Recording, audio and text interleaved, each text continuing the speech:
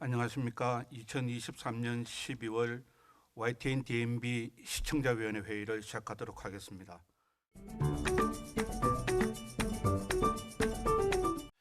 청년취업사관학교는 사회 구조적인 문제를 해결하기보다는 취준생 개개인에게 직접적으로 유효한 도움을 주기 위한 정책 사업이라 할 수 있습니다.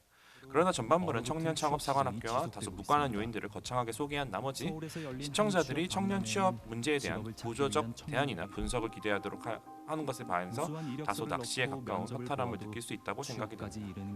전반부의 내용을 청년창업사관학교가 해결할 수 있는 문제로 초점을 맞추고 취업준비생 인터뷰를 통하여 취업준비 과정에서 어떠한 개인적 어려움을 가지고 있는지를 소개하여 시청자의 공감 및 집중을 불러일으키고 그러한 문제에 대해서 청년취업사관학교가 어떻게 대안이 될 수 있는지를 소개하고 마지막으로 학교 졸업자들에 대한 기업 인사관계자들의 만족도 인터뷰 등을 추가하였다면 프로그램에 대한 신뢰도 높아지고 더욱 매력적인 컨텐츠가 될 수도 있었다고 생각된다는 점에서 다소 프로그램의 구성에 있어서 아쉬움이 남습니다. 이 프로그램의 제목은 컬러전쟁, 청정바이오를 물들이다인데요.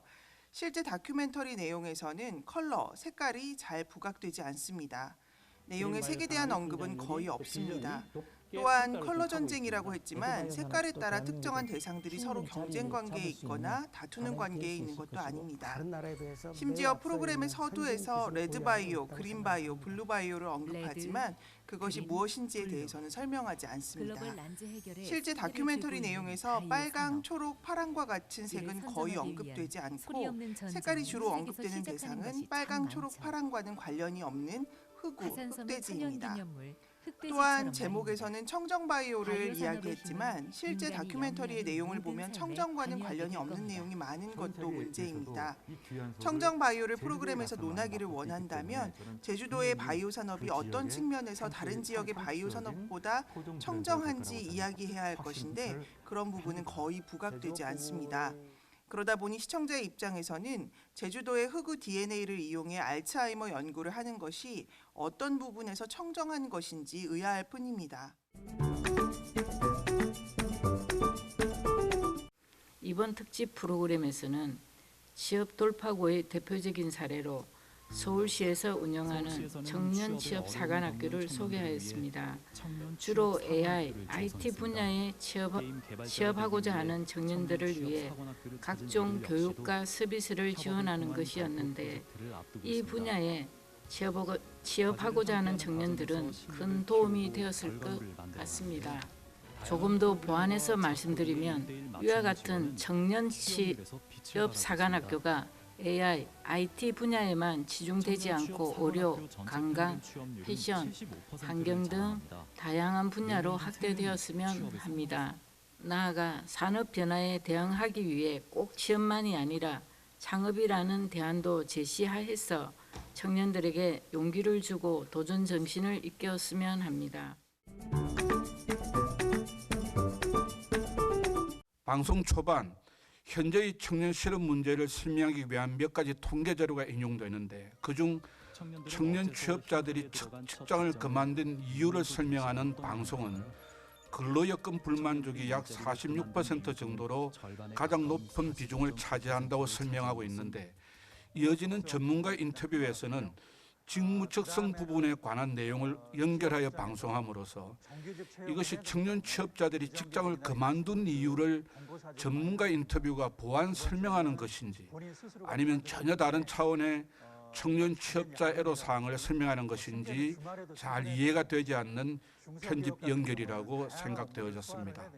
또한 프로그램 도입 후 대기업 중심의 한국경제인협회가 조사한 매출액 500대 기업을 대상으로 한 취업시장 조사 결과를 인용하면서 청년 취업의 어려움을 예상하였는데 이는 지난 2021년 기준으로 전체 기업의 99%를 차지하고 있고 약 771만 중소기업의 애로사항이나 희망사항을 전혀 반영하지 않아서 현실을 설명하기 위해 인용된 자료의 객관성을 담보하기 어렵다는 점도 지적하고 넘어가고 싶습니다. 74년 만의 유해 귀향이 이 특집 프로그램의 유일한 중요한 이야기였다면 여러 가지 측면에서 시청자의 심금을 울리는 좋은 구성을 보여준 프로그램이었다고 긍정적인 평가를 할 것입니다.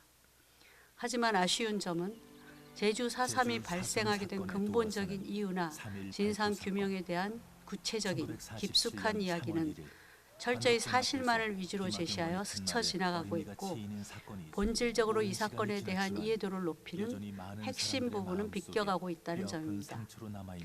스토리는 당시 희생당한 사람들의 개인적이고 인간적인 이야기에 초점이 맞춰져 있고 행방불명된 사람들을 어떻게 개인적으로 찾아내고 제주의 유해를 돌아오게 했는지 이것이 중요한 스토리입니다.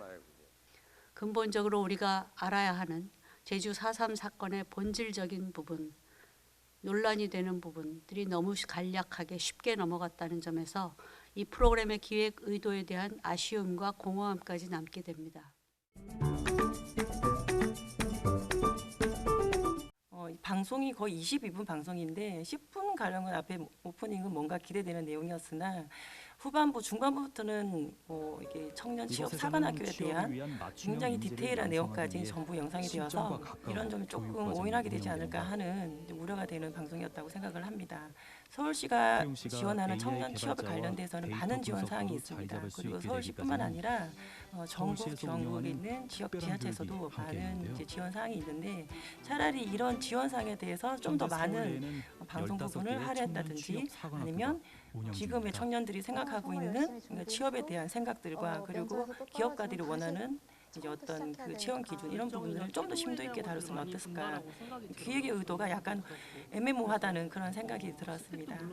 이제 불경기 속에서 취업에 대한 그 미래 불안감은 더욱더 지금 확실해지고 있는데 이런 부분들이 좀 방송에서 심도 있게 조금 더 좀 의도가 명확하게 좀 돼야 되지 않나 하는 생각이 들었습니다. 직업 취업으로 본다면 구직자와 기업 간에는 다소 일자리 미스매치가 있습니다. 수익성 악화와 경제적 불황, 직무와 직종이 변화하고 인력 수요를 예측하기 힘든 상황에서 대규모 공개 채용보다는 부서 단위의 수시 채용 방식으로 변화하는 기업들은 더 이상 신규 채용에 적극적이지 않습니다.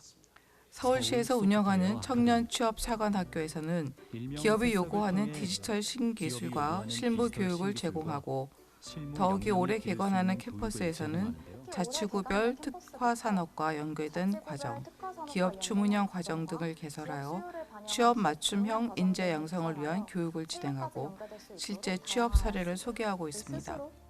이곳에서 취업을 준비하는 청년들의 인터뷰에서 그들은 스스로에게 그리고 힘든 과정을 겪고 있는 청년들에게 희망찬 마음으로 화이팅을 전하고 있습니다. 앞으로도 더욱 다양한 프로그램으로 더 많은 청년들에게 취업의 기회가 주어지길 바라는 바입니다. 이상 여러 시청자위원들께서 주신 좋은 말씀을 기반으로 지난 2023년은 물론 다가오는 새해에도 보다 좋은 방송으로 시청자들께 다가가는 디지털 멀티미디어 방송 우리 YTN DMB가 되기를 바라는 마음에서 2023년 12월 YTN DMB 시청자위원회 회의를 모두 마치도록 하겠습니다. 고맙습니다.